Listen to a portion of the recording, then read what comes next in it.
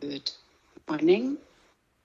Very warm welcome to Overcoming or Conquering Stigma. Before we get into our panel, just a couple of remarks. We are recording this meeting, at least the first part. You have all been muted when you enter the room. Please use the chat function or the Menti survey. So just go on to menti.com and then use the code, and then you can get involved in our word cloud and you can see the question. And the number is up here, 59686086. And in the second part of today's panel, we have two breakout sessions. One will be in English and one will be in German. And that will give you an opportunity to contribute your own personal experiences. And a matter of course that we will all treat one another with respect. Confidentiality is certainly do justice to that. And there is simultaneous interpretation, two channels, an English and a German channel. But please just select the language that you want to use. You have to do this actively. There's a little symbol for you to select the language, so you can do that. We hope you can follow on language of your choice. So I'm just going to wait for a moment and make sure that the English and the German channels are working. Hearing a technical comment. I wonder if you could just say all of that in English. Yes, sure. Yeah.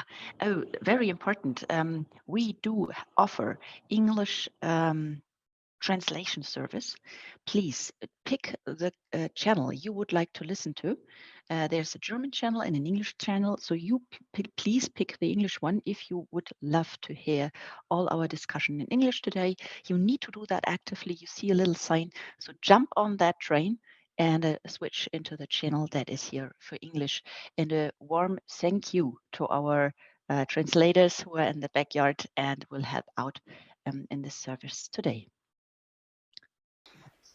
So in that case, allow me to just introduce myself. I'm Anna Grewlich-Gercke. I am the chair, and with me is Frauke Logermann from the HR and Equal Opportunities Department of the Max Planck Society, and Frauke and myself will be ensuring that you are able to follow our panel, and we will bring you into the breakout sessions and out of them again. And that's all we wanted to say, so we're going to start introducing the members of our panel. Thank you very, very much. We're going to start with a quote from one of our panelists. Professor Nicolas Rüsch says, stigmatization has an individual and a structural level. And he knows many facets of mental health stigmatization because he wrote a book called Stigmatization, Mental Health Strategies Against Stigmatization and Exclusion. Mr. Rüsch, we're very, very pleased that you are here on this panel today. And to begin with, just a brief question to you. Excellence, research, and mental health. Do you think the two fit together? Well, the short answer is yes. The long answer is that mental health is an issue for all of us. We're all on a continuum between totally severely mentally ill and completely in mental health balance. So it's not a question of whether, it's a question of how. Sure, mental health can limit our performance, particularly when it's acute, and for that it's important to have an open climate and a supportive, conducive environment. But the question of overcoming mental health crises is also important about accessing creativity, not just the John Nash example, but in other ways too, accessing creativity. And this is why it's important to protect ourselves from discrimination, important to have a positive attitude to inclusivity so that people with mental health problems. And to be honest, we all have mental health problems at some point. It's important to give people who are suffering in that moment the opportunity to take part in society and to support them. Well, thank you very much, and a very welcome to you. Yes, then on the panel, we also have Ms. Kerstin Dubner-G, who's Head of Human Resource Development and Opportunities. Unfortunately, she is ill today, so we hope she gets well soon, and we wish her a speedy recovery, but we're very, very pleased that Dr. Moyu Watari-Alvarez has jumped in for her, and we're pleased to welcome her. Now, Moyu, you say trust, security, and freedom contribute to healing and getting better after mental health illnesses, and you are one of the main initiators of the Mental Health Awareness Week here. You are a researcher yourself. You work as an engineer in the MPI for medical research. And I'd just like to ask you in the beginning, from your perspective, what does it take to create excellence and to connect it with mental health? Thank you very much, Frauke. I'm pleased to be able to be here today. And personally, I'm convinced that excellency is a natural result of our well-being, both physical well-being and mental health, emotional well-being, and it is not the aim in and of itself. And so excellency means joie de vivre, passion, things that every person contains within them, and these are things that can't always be decoupled from health issues of any kind. Thank you very much. Lara Keuck is with us as well. She's Professor of History and Philosophy of Medicine at the University of Bielefeld and Research Group Leader at the Max Planck Institute for the History of Science. A warm welcome to you, Lara. Excellence, research, and mental health. What's your take? Thank you very much for allowing me to be here at the panel on the day. I can only agree with the previous speakers and say that I also believe that it's very, very important for excellent research to have a conducive research environment, one that creates a sense of openness, that ensures that there is as little mental health burden as possible through work, which is a bit of a shift of paradigm if you're talking about a high-performance research institute or environment where we always hear that people who can't work under pressure are in the wrong job. I have to say that in my research group and with my students, I try to create a positive and conducive environment which everyone gets the best possible opportunities to try out what research means for them and how it works for them. And I would like to see an organizational culture that does justice to that, which is why I'm so pleased that we're having this mental health awareness week here, and that we're not just looking at what you can do on an individual level, that we're also looking at how organizations like the Max Planck Society can ensure that the research environment is one that we can assess and look at in terms of excellence. Thank you very much, Ms. Lara Keuck. Someone who, like almost no one else, knows about how our brains work is neurologist Arno Villringer. Arno at the Max Planck Institute for Human, Cognitive and Brain Sciences, Leipzig, and director of the clinic at the University. What's important for you in this context? Unfortunately, you have to unmute yourself, I'm afraid, Arno. Oh, there you go. Is that better? I do apologize. I'm very pleased to be able to be here with you all. Thank you for this opportunity.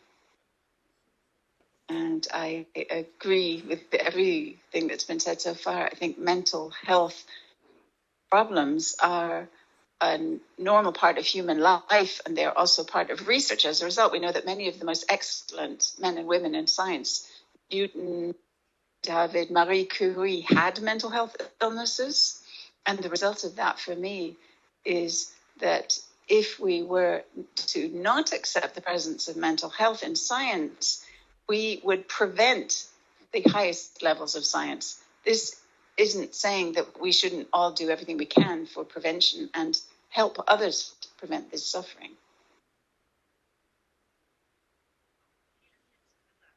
Now, Frauke, much has been said. Where should we start? Well, and you're absolutely right. Maybe we should start just with the basis, because we're talking about mind reset conquering stigma. So let's say what we mean by stigmatization as well. And perhaps then the first question would be to you again, Nicolas, on this stigmatization. What is it? And then the question of what's worse, the illness itself or the stigma? Thank you. I'll start with the second question. I think, I can say that people who experience mental health problems often are stigmatized as being mentally ill. And that stigmatization is often worse than the actual mental health problems. And that's really a problem. And it's an opportunity as well, because it means we can really achieve something, do something. So what's stigma then? Well, stigma is a complicated term. It can mean a cascade of processes where people are stigmatized as being mentally ill, which is a bit fictional because there is no clear demarcation line between the well and the mentally ill. It's a spectrum, and they're then described as dumb, as lazy, as dangerous, etc. And then the response is often that they are treated badly, discriminated against. They often don't get a job. People isolate them. They don't want social contacts with them. But what's important is that stigmatization takes place within a power framework. There are three basic forms of stigmas that describe different processes. One is public stigma, i.e. the way media communicates the image, but also at work. And then there's self-stigmatization. I have mental health problems. I know what the stigmas are. I must be incompetent.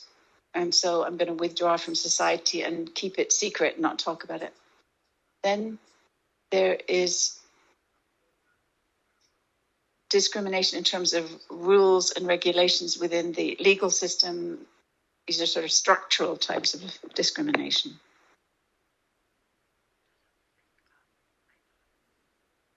Well, let me jump in here if I can. I'd like to ask Arno at this point regarding hierarchy. How do we deal with that as a manager, say? That is a good question.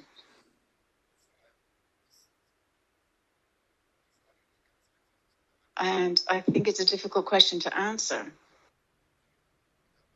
because the way we deal with employees is, on the one hand, a sort of professional way of working with people in the working environment. And we're not looking primarily at private aspects, so-called private aspects, personal aspects. On the other hand, it's always human beings interacting with other human beings, even at work, also at work. And I think in hierarchical situations, particularly, it's extremely important to be open and available for these things, and to ensure that everything that is personally relevant can be said.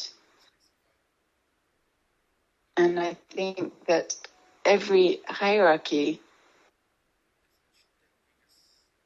can be a problem for this.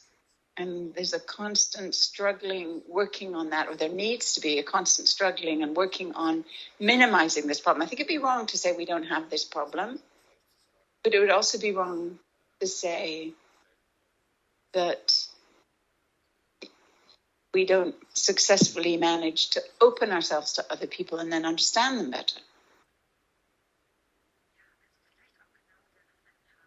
Well, perhaps following on from that, I've got a question to Moyu, a question to you. Now, we've heard a lot about hierarchies, personal stigmatization. Could you perhaps share with us from an individual perspective what your take on it is? Have you experienced that at the Max Planck Society? Have you experienced hierarchies as a problem? Have you received support?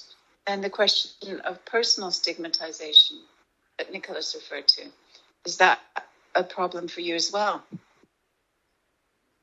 Thank you for the question. First of all, I'd like to say that I'm here as someone who works at the Max Planck Society and who has experienced mental health problems, but I'm only focusing on my own personal perspective. I know that there are many other people who have experienced mental health issues who have a very different situation, so I'm not speaking for anyone but myself. But what concerns myself, I can say that I was in an extremely privileged situation right from the beginning. 2010, I became ill. I had my first psychotic episode, and shortly after that, my boss took on the department and allowed me to carry out my job, and all of my colleagues were very supportive. My boss and my colleagues were very, very supportive. I never felt excluded. Later, when I tried to reduce the meds I was on, I had relapses. I think that many people in this situation would have lost their job, but quite the opposite happened for me. There was a great deal of understanding, a great deal of support, and I was able to continue my work, and I felt that I was given a great deal of support and confidence and security to try to really work, and that helped hugely. And I can now say that it almost healed me, and I think it was my positive work environment contributed hugely to that healing process. So we can get sick from work, but work can also make us well again, as I've just heard. That's amazing. I can see there's a question in the chat, and I'm wondering if that should go into our breakout session, because there's one thing that we have to think about. What are the numbers? Are there unreported cases that are much higher than the reported ones?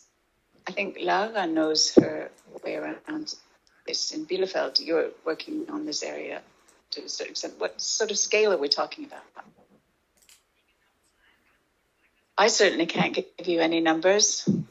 Julia from Bielefeld is in the audience, and she's the real expert. She could perhaps say something about that. But we've had the Bielefeld questionnaire that's been used in various different research institutions and universities to get a sense of how mental health stress is expressed and what sort of factors at work can affect it or exacerbate it.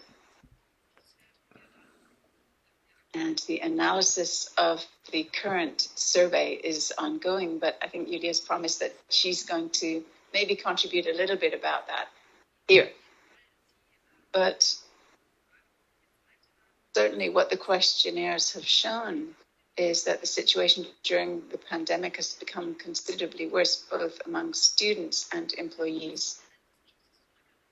And what's important for me as a researcher on the history of science is to look at mental health, and that we have to talk, not talk about mental disorders or mental illness, but rather mental health issues. In the past, we used different terms. I think in the medical perception, this concept has changed considerably so that we talk about mental health rather than mental illness. And yes, mental health affects all of us. Mental illness, maybe not all of us, but at least not all of us directly, but we may know people are suffering. And what Moyu was saying, I thought was important, what can we learn from that experience? Apart from the fact that it's wonderful if you find yourself in a job where you have a good boss and you have a supportive environment to work in, so maybe we can think about what we can learn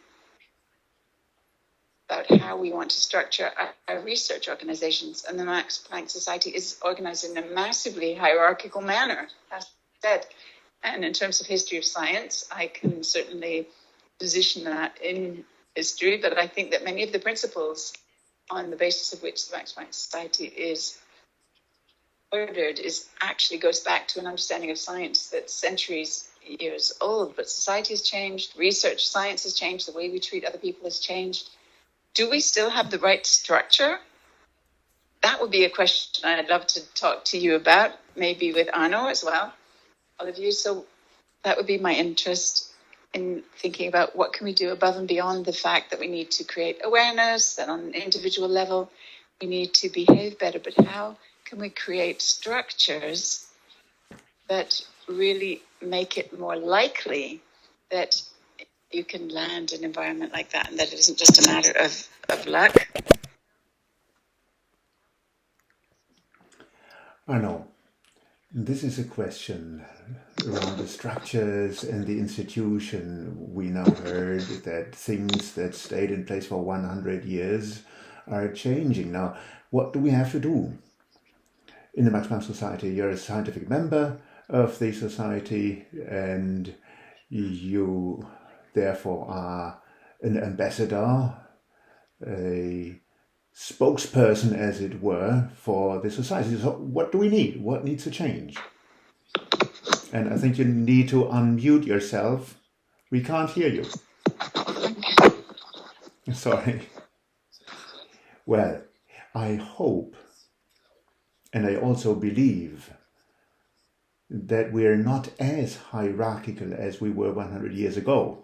And it's doubtlessly the case that there are essential elements of the structure still in place that had been designed 100 years ago. But then again, there are some trends and institutes which topple these structures and turn them upside down. We've got the Max Planck Institute in Dresden, where the principle of directors with large departments has been more or less done away with, and the entire institute now comprises a larger number of smaller working groups. The departments got smaller, which does not mean that essential structural elements are still in place. They're still there, and I know that there is a discussion ongoing with a view to change these structures. Science has become increasingly more connected, interconnected, has become much more multidisciplinary, and it's not the case anymore, although it might never have been the case that one head of a department knows everything, understands everything that is being done within his department or her department. And I totally agree that traditional structures don't live up to current demands anymore. And in my scope of action and sphere of influence, I try to change that, but we're dealing here with a process. And let me add something with regard to a comparison. I keep on working in university hospitals, and it's not better there, not at all, I have to say. So you're right when you're saying that we got old structures that require change. We're on the path towards doing that, although not far enough yet. And yes, I'm committed to following this path.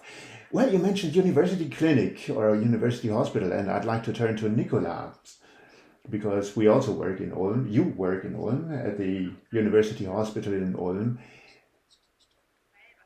and you have studied anti-stigmatization strategies in the structural context. What is your hold? What do we need in a scientific system by way of structures in order to counter the stigmatization of mental illness?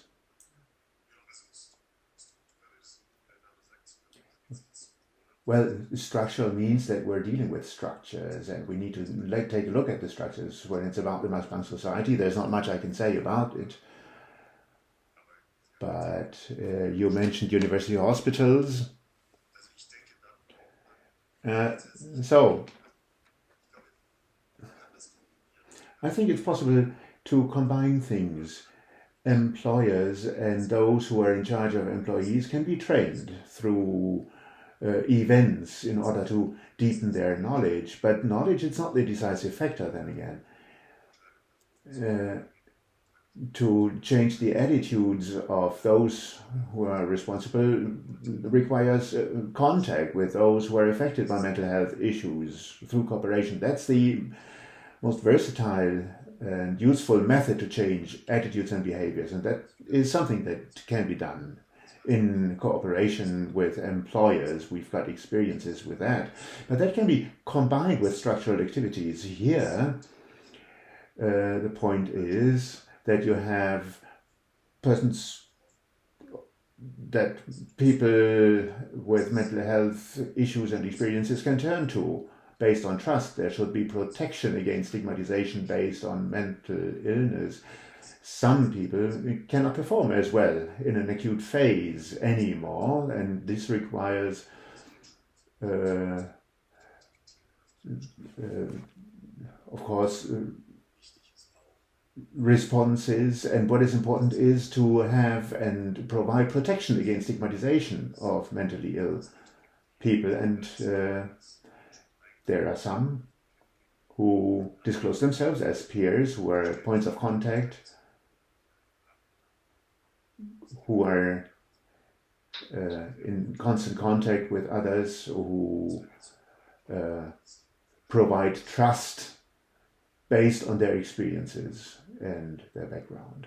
There are some ideas. Well, creating trust. Nicolas, you said something very important. Attitude and contacts as a key to foster change. And Arno said everybody can do something. It's all about the willingness to design a process of change, which Lara Keuck talked about. Moyu, from your perspective, and we've got a question in the chat which goes to you.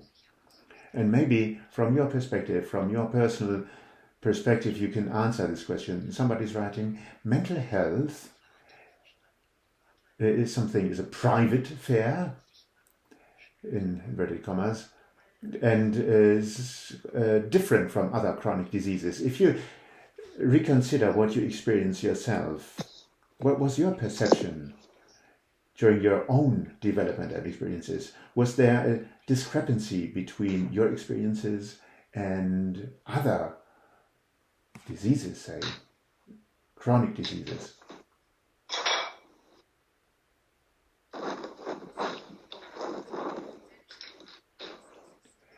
But mental illness very often is invisible. It's not obvious in contrast to other diseases. So if you wouldn't have known me before, it is very difficult to get your head around to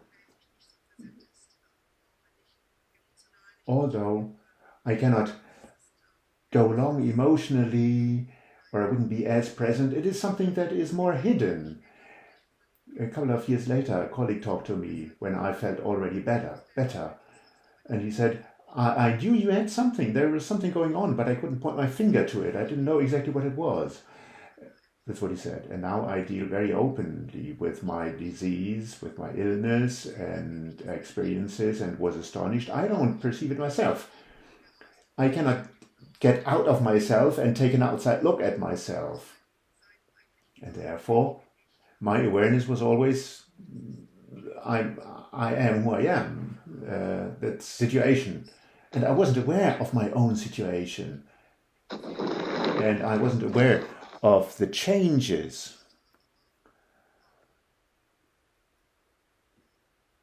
within me. Maybe that makes it more private, as you put it. Nicolas also wanted to give an answer, and after that, Arno, maybe we take this. Well, I can't remember having raised my hand. Oh, I saw you responding in a manner. But once I've been given the floor, what you said is really true. Mental illness is not visible outside of acute phases. Very often it's also a stigmatized status, which you can't see, and people with a mental illness is in a different situation as compared, for instance, people of color with a different color of their skin, and I made this distinction and mentioned it.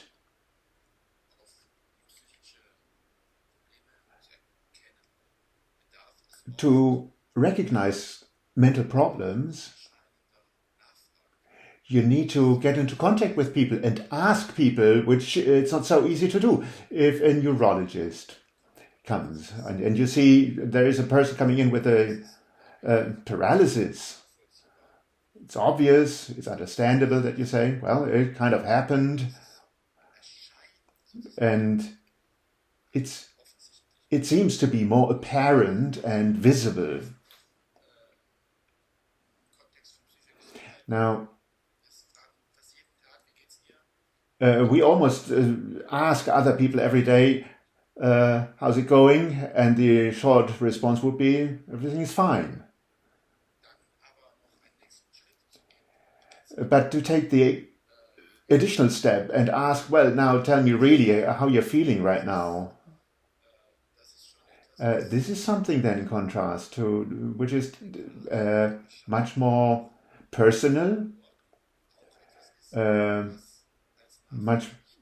is something which is not so easy to accept and to be accepted in our society. So it's a balancing act, in a manner of speaking. Ideally, people with concerns, problems, very often have the feeling that they need to be in an atmosphere where they can open up, where it would not be stigmatized if they open up. Now, this is something which, if I see that happening, I experience that to be a success. Amongst the employees, we always had individuals who pretended to be good and to be fine because they believed that that they had to be strong and appear to be strong. And then in other situations, I perceived it as kind of reassuring if somebody really opened up and said, no, I'm absolutely not feeling well, I have to take medication, or I've got this and that ailment or problem or a concern which limits me, which constrains me.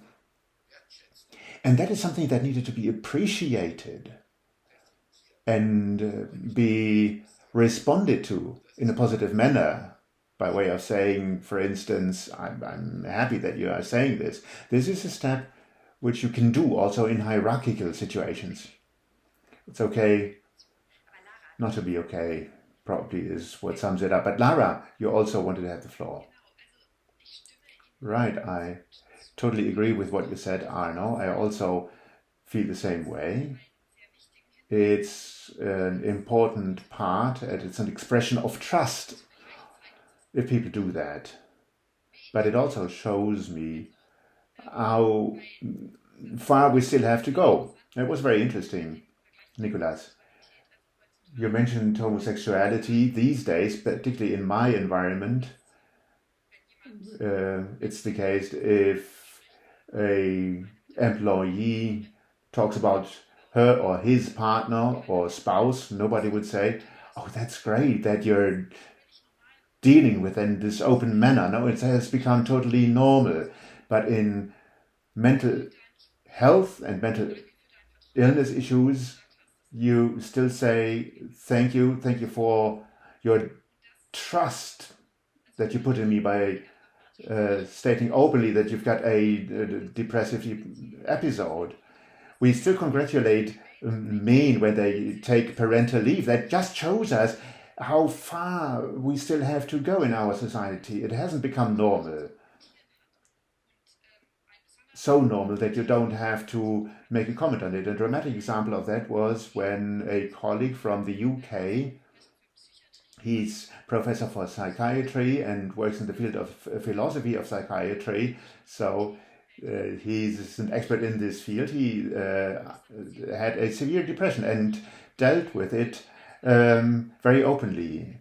He put into his email reply that he cannot answer because of the episode, of the depressive episode, and he got a mail, then a request from his superior asking to delete this voice message auto reply and email auto reply because that was puzzling and confusing for patients. So that just goes to show that there are still a lot of problems. Maybe we allow it to employees for them to say that they've got a problem, but if the superior, if the psychiatry professor themselves are affected, they shouldn't communicate it to the outside world. That sounds absurd to me and bizarre. And I would like to know then, what can we do to make headway, just like we did in other areas of inclusion and equality? What is just so human to feel helpless in front of something that we haven't gotten to know before, where you don't know how to deal with it? It's just human. Now, who makes the start to change things? We heard a lot about how we can create an environment based on trust, to create open spaces, to create openness, and foster a humane way of dealing with each other. I'd like to refer to the chat. Lara Burian brought an interesting example in the chat, and Arno mentioned it before and explained it. There's a relationship between cause and effect, which is kind of turned upside down or disturbed. You don't get support, also not by health insurers. Let's take a look at the big picture. Where should we start taking measures and becoming active? What we want to achieve is to change what we haven't grown accustomed to. Lara, you have described what the situation looks like. We now know that change is urgently needed, but who would take the first step, or maybe even the second step? Well, let me take the first step in this talk, Lara. It was not always the case in the gay movement when the mayor in Berlin said that he was gay. That caused a major uproar. And earlier then, a general in the Federal Armed Forces had to step down. There's a long history. But as you say, that is something where we need to get when it comes to mental health and mental illness. It's a kind of ambivalent intermediate step that we're currently in. That refers to what you said, Arno. It's an ideal reaction on the current situation to say thank you for the trust, because it's nothing that can be taken for granted, but it needs to be our objective that we get into a situation where this is something that can be taken for granted. And if you just take a look at the numbers, a quarter or a fifth of people got mental health issues. So that is something that is there, but we don't want to see it. Now, who takes the first step? I think we need to change the culture in the minds of people. That's what's needed to be done. We work together with the armed forces in Berlin, working with soldiers with mental health issues. Now, it's a specific form of soldiers. Now, they are normally expected to be strong, and it's very important to undergo that cultural change, to be able to say it's a sign of strength, to be able to say, I can't go on anymore, I'm weak right now. This is, and the best anti-discrimination activities don't help if the superiors still behave, and the colleagues still behave in a discriminatory manner. The other thing is support of people with mental health experiences when they disclose their condition. There are programs out there that can support people to decide when they are going to say what. And that is something which is really helpful. Disclosure And being open is not always good. If I know that my superiors got prejudices, I better keep quiet. It's a good decision in this case, in this situation. So there are some approaches out there that lend themselves to fostering change.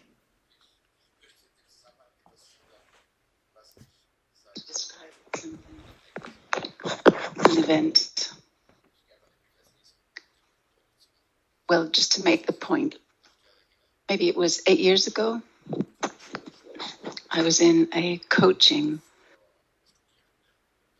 interview for students in the US, and the occasion was an academy, a Max Planck Research School, and the coaching went like this. For 1 hour, there were 4 or 5 students and 2 faculty members. There was an American woman and myself. And it was about looking at the extent to which personal circumstances, plans, professional plans, plans to have children, but also mental health problems, how all of these circumstances can be presented to one's boss or future boss, also in the context of job interviews, how we report on them. And the American professor said something very clear. These were all female students as well. She said, lie, say nothing. It is absolutely okay.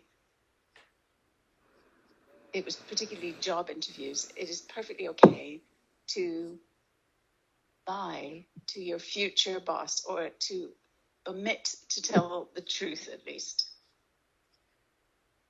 And I get her point. And I mean, you're in a job interview. It is certainly not okay. And it's just shouldn't even be there to refer to or disclose personal plans for the future or personal things. But I was saying, wouldn't it be much better for you if you had the feeling that you are coming into an environment where you are allowed to say all of that? So isn't that an argument not to lie, to check it out? I mean, I get both sides, I absolutely do. But at the same time, I see the ambivalence that came across there that I was trying to express before, that really wasn't that easy to solve. What's your take on that?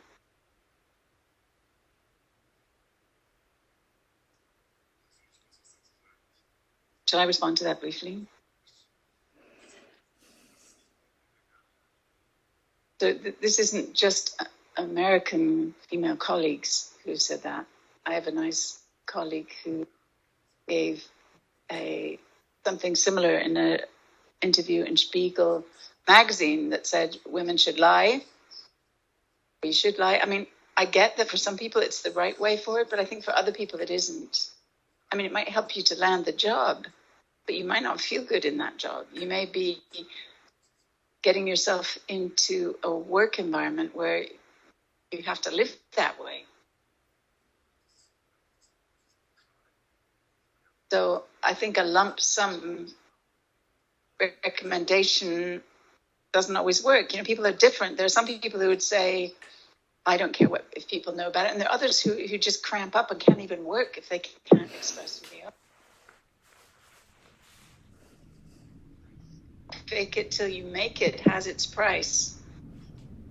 Just as being too honest can mean you might not get something that you want to get. I see there's somebody who's very involved asking this question of why should I out myself so that I might lose my job as a result. Lara, Moyu, I saw you both looking like you want to say something, just looking at the clock. We're going to go in our breakouts in a minute, but I don't want to cut you off. So you just say what you want to say, and then we'll go into our breakout sessions.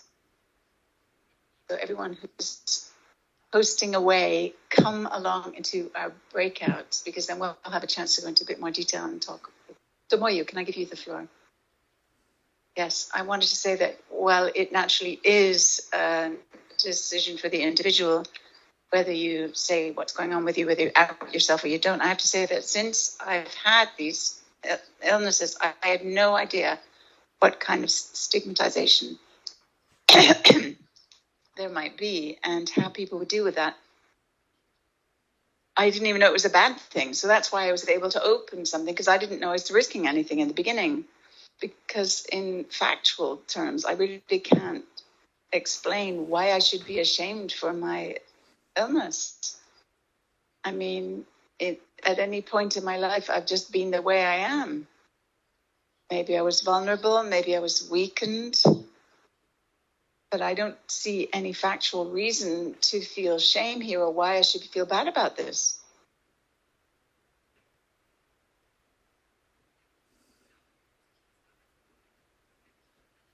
Well, I think a positive working environment is great for everyone. There are particular situations, and mental health problems are an issue. Caring commitments are another issue. There are other issues too. My attitude is maybe we don't have to demand that people be open, but rather that we just positively depict how the working environment sees these issues. And by broadcasting that, you're preparing the ground for people to say, that's how things are here. And we understand that, we understand ourselves as an inclusive environment and an environment that can respond to different situations. And then it's up to people how much they want to disclose, but it shows that really you're making things available for the different experiences we may have in life. Thank you very much, Lara, for that comment too.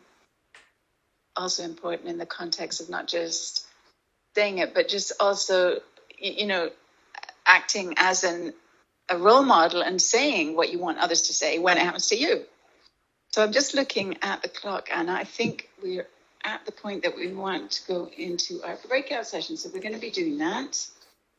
And all of you who are joining us can now choose one breakout session. We've got one in German, where we'll be speaking with Nicolas Rüsch, with Moyu as well. And I think Jan and Lara Keuck and her colleague are going to join as well. So that would be breakout session 1, again with Watari-Alvarez, and the second breakout session will be in English. Lara Keuck and Arno Villringer. Confidentiality granted. So now we're going to stop the recording. Raise all of the points like safe environment. That's what we'll create in the breakout channel. So we're going to figure out whether we have to reselect the challenge of the channel. Look forward to seeing you in a second.